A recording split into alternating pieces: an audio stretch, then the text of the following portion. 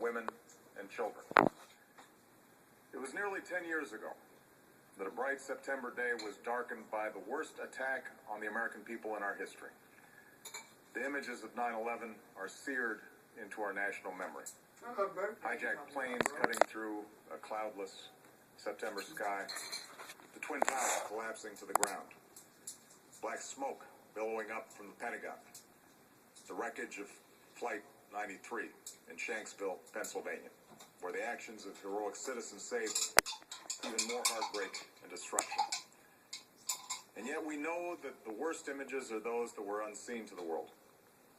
The empty seat at the dinner table, children who were forced to grow up without their mother or their father, parents who would never know the feeling of their child's embrace, nearly 3,000 citizens taken from us, leaving a gaping hole in our hearts.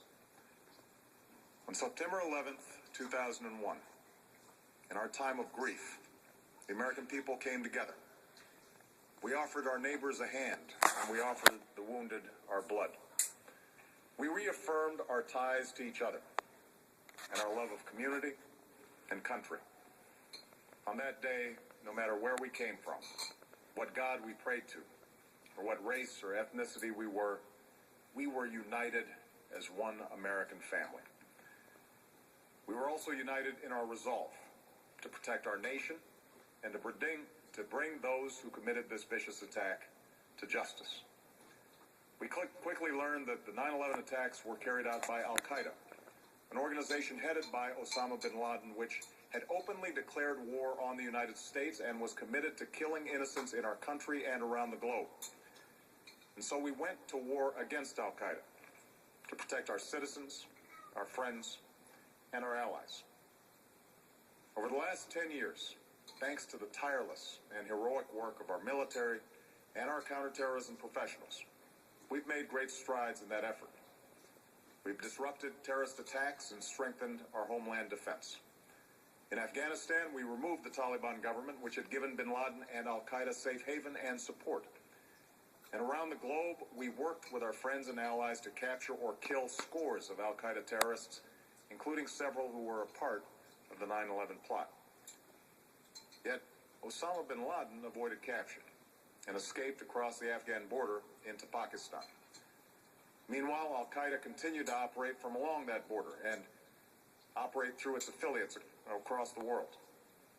And so shortly after taking office, I directed Leon Panetta, the director of the CIA, to make the killing or capture of bin Laden the top priority of our war against Al-Qaeda, even as we continued our broader efforts to disrupt, dismantle, and defeat his network. Then, last August, after years of painstaking work by our intelligence community, I was briefed on a possible lead to bin Laden. It was far from certain, and it took many months to run this thread to ground. I met repeatedly with my national security team as we developed more information about the possibility that we had located bin Laden hiding within a compound deep inside Pakistan.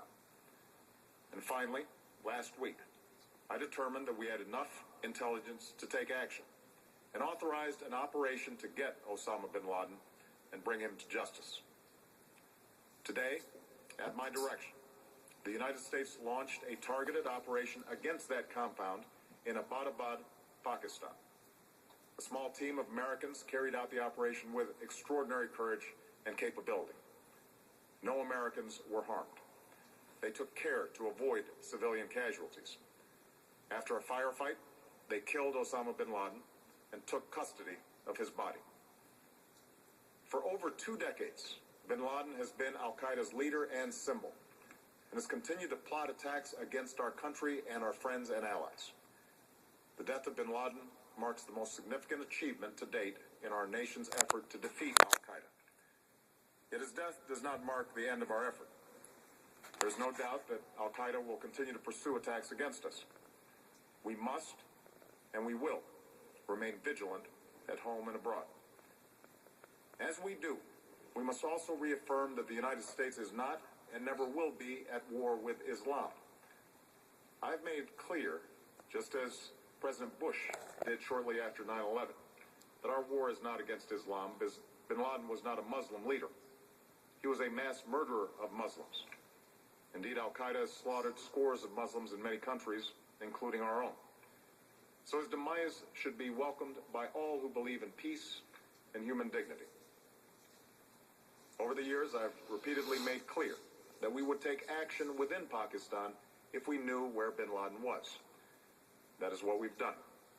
But it's important to note that our counterterrorism cooperation with Pakistan helped lead us to bin Laden and the compound where he was hiding. Indeed, bin Laden had declared war against Pakistan as well and ordered attacks against the Pakistani people. Tonight, I called President Zardari, and my team has also spoken with their Pakistani counterparts. They agree that this is a good and historic day for both of our nations. And going forward, it is essential that Pakistan continue to join us in the fight against Al-Qaeda and its affiliates. The American people did not choose this fight. It came to our shores and started with the senseless slaughter of our citizens. After nearly 10 years of service, struggle, and sacrifice, we know well the costs of war. These efforts weigh on me every time I, as Commander-in-Chief, have to sign a letter to a family that has lost a loved one, or look into the eyes of a service member who's been gravely wounded. So Americans understand the costs of war. Yet, as a country, we will never tolerate our security being threatened, nor stand idly by when our people have been killed.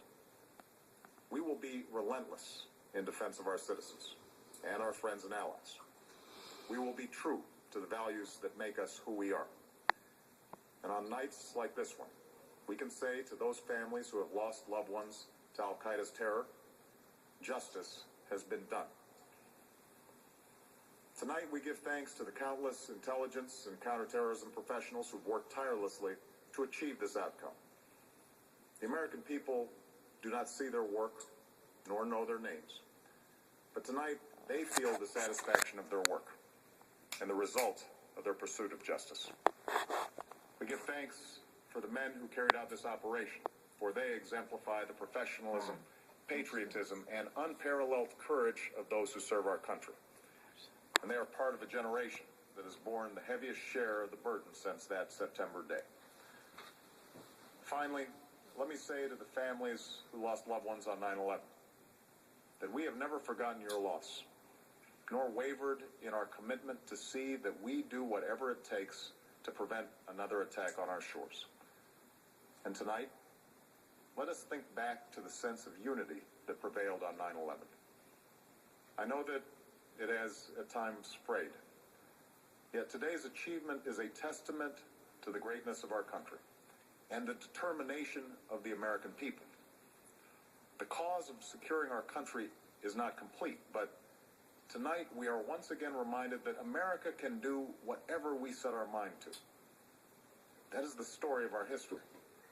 Whether it's the pursuit of prosperity for our people or the struggle for equality for all our citizens, our commitment to stand up for our values abroad, and our sacrifices to make the world a safer place.